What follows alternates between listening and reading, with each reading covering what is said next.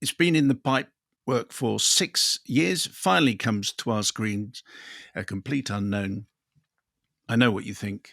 In fact, I would say while I was watching it, there are a number of points where I thought, I know what Mark's going to think. So anyway, let's find out what you do think. Okay, well, firstly, I don't know that you do know what I think. So let me say two things. Firstly, that was a great interview with James Mangold, not least, because he's a very good filmmaker. And, I'm a fan of his work right back to the days of Heavy and Copland. And of course, I'm a fan of pop biopics. I think Walk the Line was an absolutely exemplary offering. So this, as you said, the screenplay by Mangold and Jay Cox, inspired by the book Dylan Goes Electric. And in that interview, Mangold said a couple of really interesting things. Perhaps the most interesting thing was the thing about the transactional nature of Bob Dylan's relationships at this time.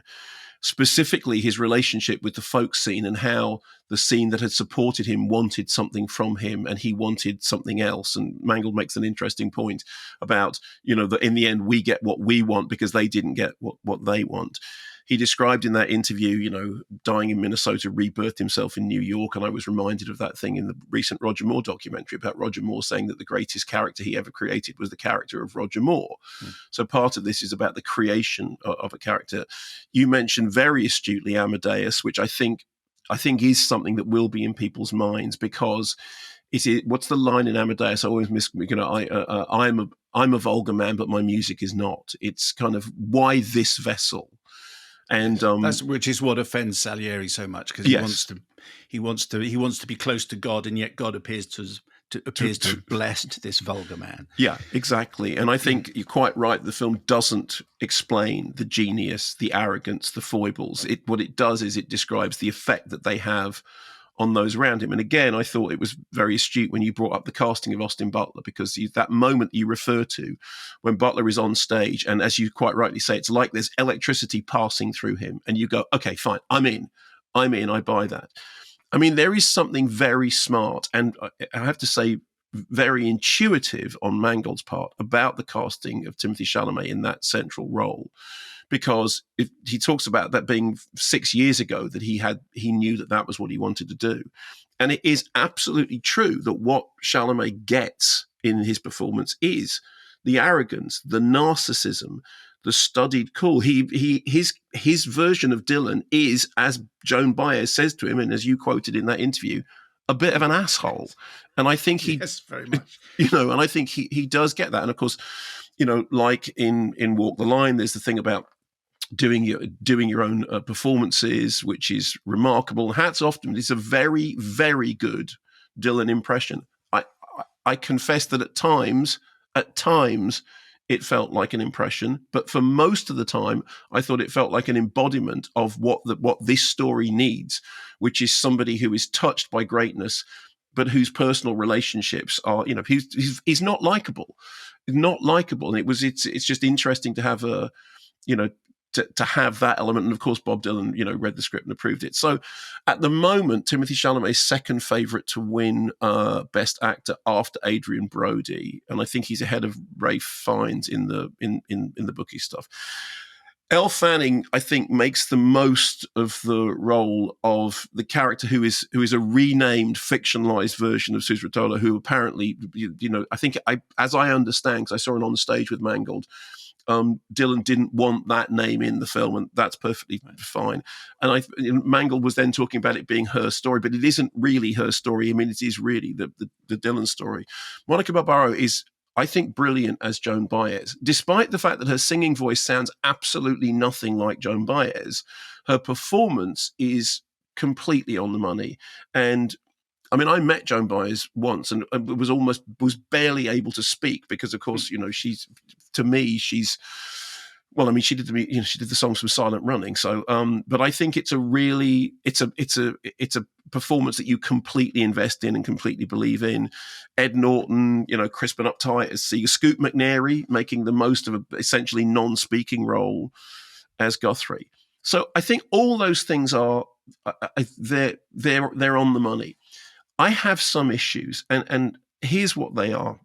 Firstly, the whole the period that we're talking about has been addressed. Well, actually, Dylan has been addressed in many different ways. There is, of course, I mean, everybody who's a Dylan fan, and I'm not a big Dylan fan, so correct me if I get details wrong. The D.A. Pennebaker doc, Don't Look Back, which is it comes out in 67, but it's the 65 tour, is, I think, pretty much the definitive document of Dylan at that period. And it's weird that when Mangold said he might have been a brilliant musician, but he wasn't a great celebrity. Because actually, in Don't Look Back, I mean, he kind of runs circles round the press. He's a bit like the Beatles in Hard Day's Night. I mean, he is funny, and he knows he's funny. The other film, which of course is at the background of this, and I'm not the first person to mention this, but there is Todd Haynes's film, I'm Not There, which is a film about Dylan that isn't about Dylan. And we reviewed this when it first came out. That is a film in which the cultural figure of Bob Dylan is played by a number of actors, ranging from an 11-year-old African-American boy called Woody, played by Marcus Cole Franklin, to a folk singer called Jude Quinn, played by Cate Blanchett, and then Richard Gere as this kind of embodiment of Billy the Kid. And of course, Dylan co-starred in Pat Garring's Billy the Kid, for which he wrote Knocking on Heaven's Door. And what Todd Haynes' film does is take this kind of kaleidoscopic approach to what it says at the beginning, inspired by the many lives of Bob Dylan. But that's the only mention you get of Dylan. Then there's a bit of concert footage at the end. Now, I think that pop biopics they're always a bit of a cleft stick. There's always the chubby hum moments, but I love the Buddy Holly story. I like Great Balls of Fire. I love Slade in Flame. My own feeling is that the more fictional they become, the more interesting they become. And I can't help but think that I was more interested, more intrigued by what Todd Haynes was doing. Todd Haynes started out by doing Superstar, the Karen Carpenter story, as told by animated Barbie dolls, and then also did Velvet Goldmine, which is kind of a much derided film, but I think is a really interesting film about glam rock, although I seem to be singularly alone in that. To me, I think that approach is more interesting than simply telling the story, which is fairly well rehearsed, of how Dylan, in inverted commas, went electric, and how that annoyed or didn't annoy, because obviously there are different accounts of this, the crowd at Newport. And the problem, there's a lot of stuff in this that I didn't, I said I'm not a Dylan devotee. You are. I didn't know about the Johnny Cash letters. Did you know about them?